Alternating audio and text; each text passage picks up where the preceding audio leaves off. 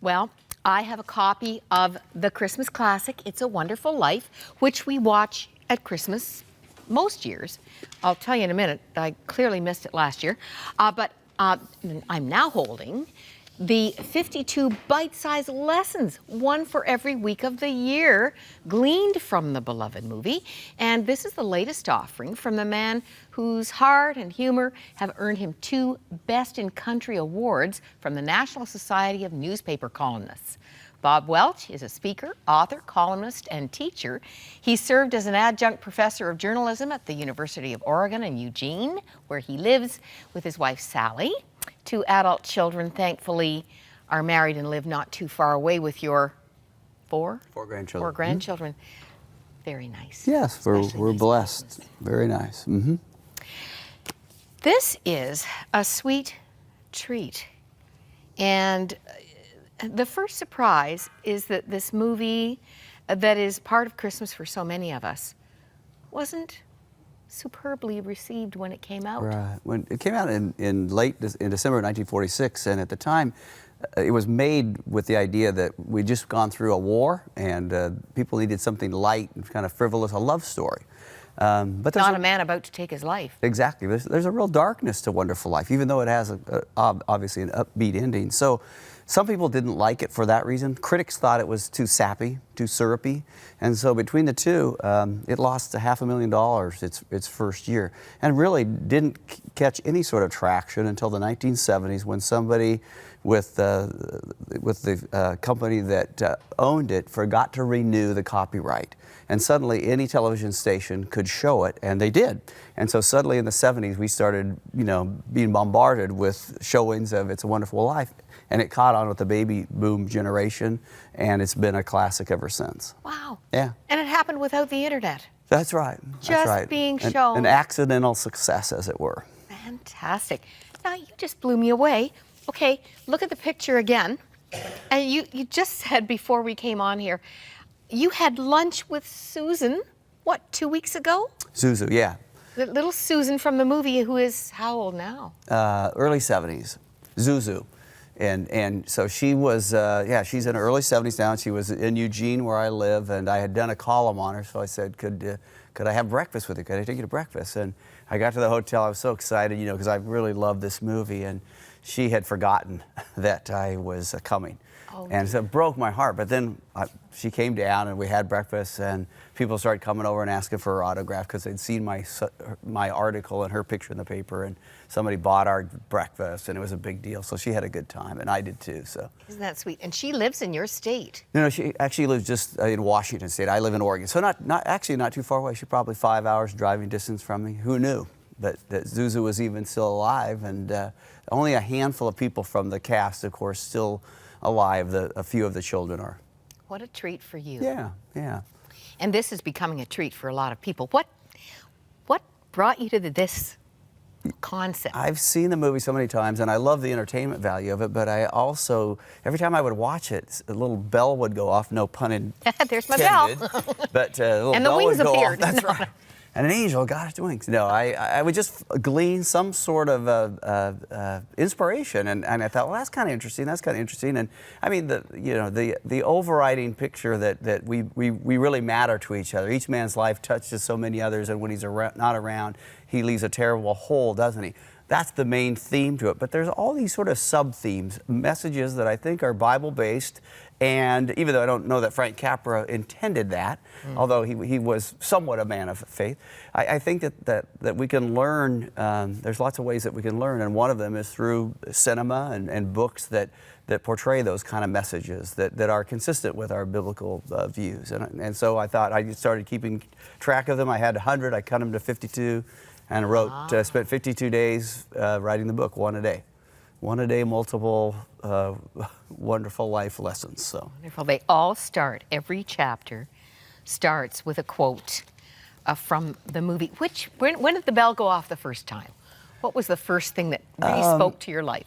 I think it was thinking about George wallowing in self-pity, actually.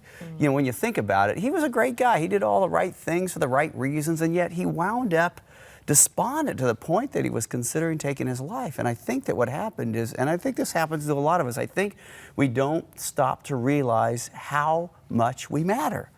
Matter to God, matter to the people around us. And why else would a guy who had done so much for other people, why else would he think that he was a failure, which he clearly did? And so I think self-pity was the first sort of sub-message that I came up with, and I jotted that one down and went from there. I think another one was just perspective. When you think about it, when he's standing on that snowy bridge that night, he's ready to lose, end his life. And then the angel Clarence comes along and shows him what life would have been like without him. And when he comes back to that bridge after that little journey, circumstances have not changed at all. He still owes $8,000. There's still a warrant for his arrest. As far as he knows, Mary and the kids are not too excited about how he left the house. He still lives in a drafty old house. He still has all this family. Why do we have to have all this family? And nothing has changed. So why does he run back to Bedford Falls yelling, "Merry Christmas, Merry Christmas"? Why does he shake the hand of the reporter and hug his kids and pull the newel post off and kiss it this time instead of slam it down? He had changed. His heart had changed. His perspective on life had changed. That's the gift of the angel. That's the answer to prayer. Wasn't that suddenly, the $8,000 that the people brought, that was an That was subsequent, yes. Exactly. That wasn't the answer to the prayer. The answer to the prayer was George Bailey getting his head on right and realizing what a blessing he had been to other people and what a blessing other people had been to him. I mean, come on, how neat would it be if you stood there in your living room and you got to see all the people who you had helped in your life come in, and they not only were thanking you, but they were pulling money and dropping it in a laundry basket. Pretty cool. Sadly, those tributes and accolades often happen at a funeral. And it's You're a reminder exactly right. that we need to be sending the flowers now, as Well, we say. that's another, funny you should bring that up. That's another one of the messages is don't wait to tell people you care about them. In the scene right before Harry and George go to the dance, George turns to his dad and says, "You know something, Dad? I think you're a great guy." And 4 hours later, his father dies of a stroke? Yeah. How cool is that his father got to hear those words from his son? And yet, how often do we think that my dad's a great guy, or my wife's great, or my kids are great, and we assume that they know that, but we don't tell them. Don't say the words. So we should, speak those words. This movie was on TV last week, and I watched it, and I was shocked that I had forgotten that Clarence, the angel, did not jump in to rescue George. Clarence preempted George's leap into that cold water shot in summertime. And I just needed that reminder. Yeah, he he did that because he knew was George Bailey would jump in to save him. He knew his character. And that's another lesson, is that if we're going to help somebody, we have to know them. At the start of the movie, the angel says that if you want to help a man, you've got to get to know him. And I think that sometimes as Christians, we don't take that to heart. We would rather cloister ourselves apart from people who are different from us and be kind of quietly satisfied that we're in the club and maybe you're not in the club, instead of building a bridge to somebody, instead of getting to know somebody. What's their story? How can I, when a missionary goes out, he or she doesn't just pull into a village and say, "Hey, you got to believe this." Instead, what they do is go in and they acclimate themselves. They try to understand what they're about. Well, what's their culture like? What do they believe in? Why do they believe in this? What do they value? What don't they value? And then they can start building a bridge because you're willing to listen to their story instead of just bombard them with your message. Bob, I think one of the things about the movie that stirs our heart is the injustice. Right. Poor old George. I mean, his dreams are broken. He even his honeymoon is ripped off. Mm-hmm. I mean, it just seems he's on the wrong end of a stick in everything. Right. But you still tell us that we should cut Mr. Potter some slack. Well, I kind of believe that, when it comes to grace, I don't know that there's a dividing line where God said, you should give grace to these people, but if they're really, really mean, nah. there's not a merciful bone in his body. Unconditional love is unconditional love. And Okay. so I sort of suggest that if I were going to write an alternative ending, I think it would be cool actually Frank Capra did write the original ending. He had Old Man Potter come up to the doorstep with an envelope as if he were going to return the $8,000. And for some reason, he bagged that and went with the no Potter in the final scene ending. But I think Left him wretched and miserable. that's right. I think it would have been, obviously it would have made the movie a little bit more sappy. And I realize the last scene's probably sappy enough as it is. But I think it would have been cool if Potter had come up with the $8,000. George had welcomed him in and said, hey, you know, would you like some punch, a glass of wine or something, and shown that sort of grace. And I suggest it'd be neat if the movie ended with a lot of people down in Bedford Falls. The angels are talking. A lot of people down in Bedford Falls are praying for a man named Henry F. Potter tonight.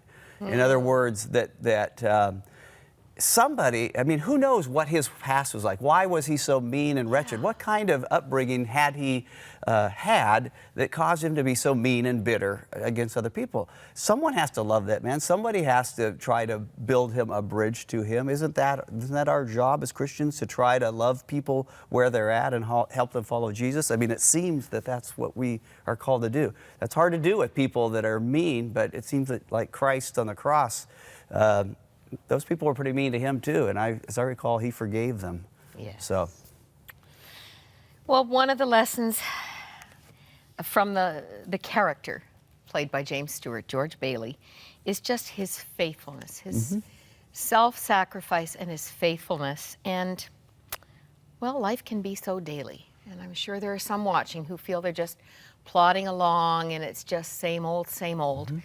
And Anne's going to love this because you've got a wonderful quote from Oswald Chambers, My Utmost for His Highest, on page 134. I'm going to get you to read it. Okay. But this was one of the, I just think this will speak to lots watching right now.